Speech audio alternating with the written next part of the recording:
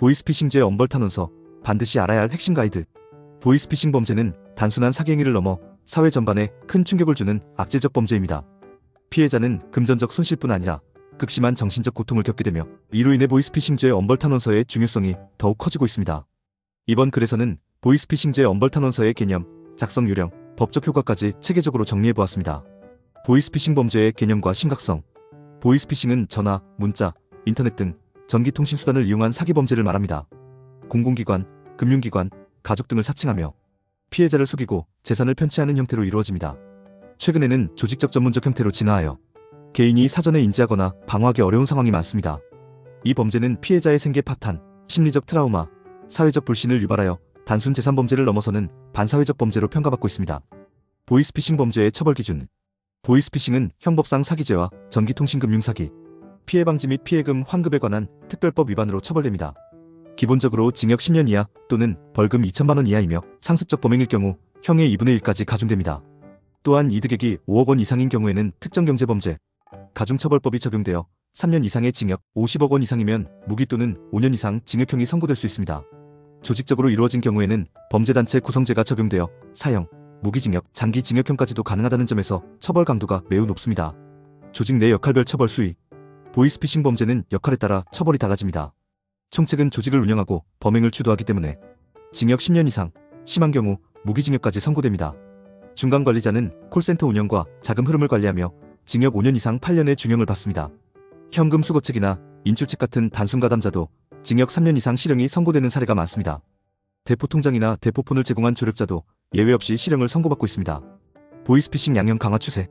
2024년 대법원 양형위원회는 조직적 전세사기 및 보이스피싱 사범에 대한 양형 기준을 대폭 강화했습니다.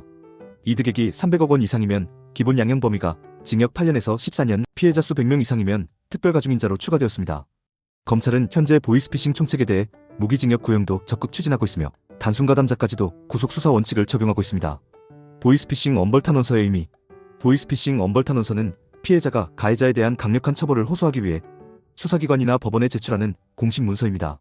법적 강제력은 없지만 피해자의 감정과 처벌 의사를 재판부가 파악하는 데 매우 중요한 참고자료가 됩니다. 피해자의 호소가 충분히 전달되면 실형 가능성이 높아지는 경향을 보입니다. 엄벌탄원서 작성의 핵심 원칙. 객관적 사실 중심 서술. 감정에 치우치지 말고 구체적 사실과 법리적 근거로 작성합니다. 수사 기록과 진술 내용이 일치하도록 하며 피해 회복 노력, 가해자의 태도, 범행 경위를 논리적으로 기술해야 합니다. 진정성 있는 표현. 탄원서는 피해자가 직접 자신의 목소리로 작성하는 문서입니다. 꾸밈없는 언어, 피해 전후의 변화, 정신적 고통 등을 솔직히 담아야 합니다. 구체성과 증빙.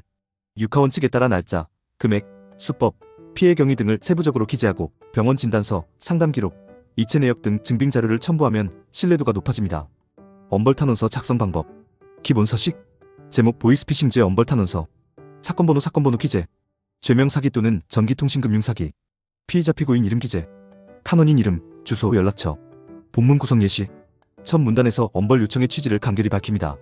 보이스피싱 피해가 단순 금전 손실을 넘어 삶의 파괴로 이어졌음을 강조합니다. 사건 개요에서는 언제, 어디서, 어떤 방식으로 피해를 입었는지 서술합니다.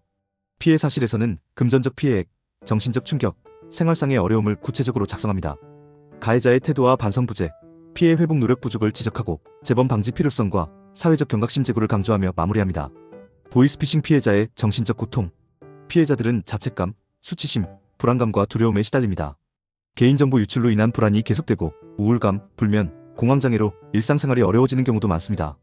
이러한 증상이 한 달 이상 지속되면 외상 후 스트레스 장애로 진단될 수 있으며 정신과 진료나 상담 기록을 탄원서에 함께 첨부하면 피해의 현실성이 명확히 드러납니다.